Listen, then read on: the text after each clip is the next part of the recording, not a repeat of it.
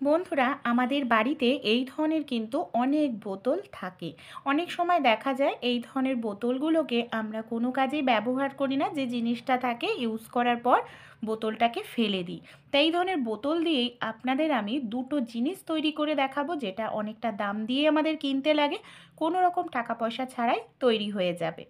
বোতলের ওপরের যে কাগজটা ছিল সেটাকে আমি খুলে নিয়েছি। এখানে একটি ছুরি নিয়ে নিয়েছি। ছুরির সাহায্যে আমাদের নিচের অংশটাকে সমান করে কেটে নিতে হবে। ছুরি বা কাঁচি যেটাই আপনারা নেন। এখানে দেখুন আমি ছুরিটাকে কিন্তু গরম করে নিয়েছি, কারণ খুবই শক্ত মজবুত হয় এই ধরনের বোতলগুলো, তাই গরম না করলে কাটতে একটু অসুবিধা হবে। এইভাবে দেখুন কেটে আমি আলাদা করে নিয়েছি।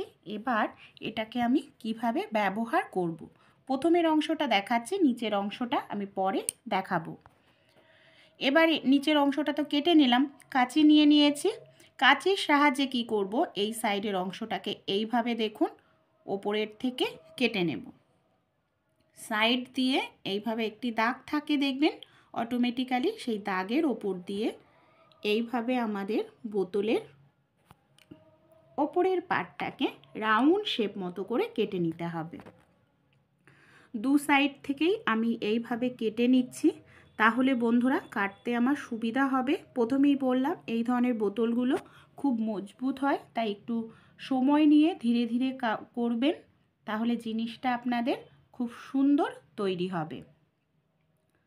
এইভাবে দেখুন আমি কিন্তু ধীরে ধীরে দু সাইডের অংশটাই কাঁচির সাহায্যে কেটে আলাদা করে নিচ্ছি।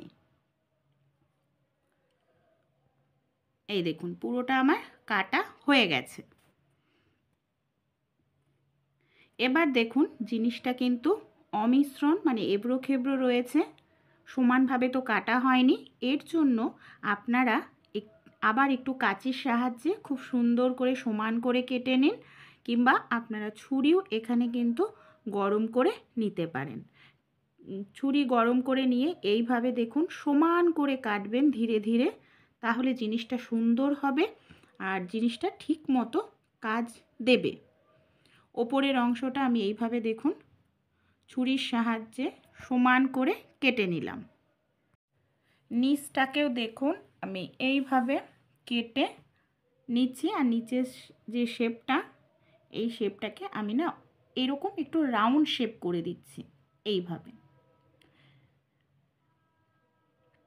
রাউন্ড শেপ করে দিলে কিন্তু জিনিসটা আমাদের অনেকটা সুবিধা হবে কাজ করতে।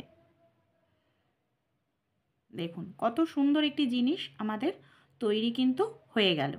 ওপরের অংশটা কিন্তু এখনও অমিশ্রণ রয়েছে, দেখতে পাচ্ছেন, মানে এবড়ো খেবড়ো রয়েছে, দেখতে ভালো লাগছে না। ওপরটা যদি এরকম থাকে দেখতে বাজে লাগে, তো তাই এই জায়গাটা কি করব, আবার আমি ছুরি গরম করে নেব।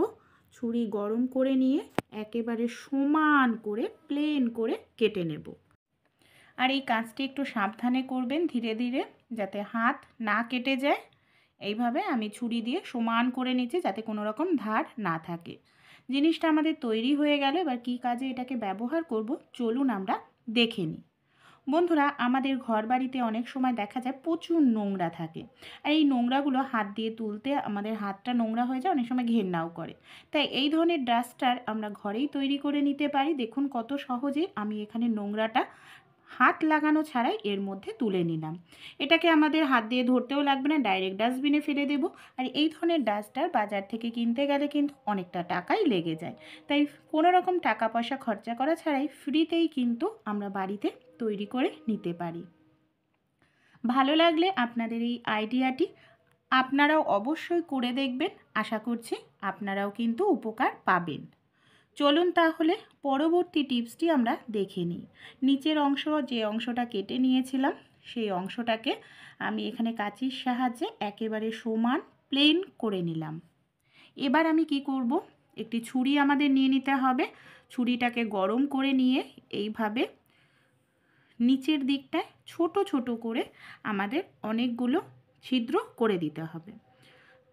অনেকগুলো এখানে ছোট ছোট করে আপনারা ছিদ্র করে দেবেন, তাহলে যে জিনিসটা তৈরি করব সেই জিনিসটায় ভালোভাবে কোনো রকম জল জমতে পারবে না। ছিদ্র করা হয়ে গেছে। এবার আমি কি করব, দুটো বোতলের ঢাকনা নিয়ে নিয়েছি। এখানে দেখুন আমি নিয়ে নিয়েছি ফেবিকুইক আঠা। ব্লু গান কিংবা ফেবিকুইক আঠা আপনারা লাগিয়ে নিন। তারপর উল্টো দিকে দু সাইডে এইভাবে আটকে দিন। এইভাবে আপনারা যদি লাগিয়ে কিছু সময় রেখে দেন তাহলেই দেখবেন খুব সহজেই কিন্তু একেবারে আটকে যাবে।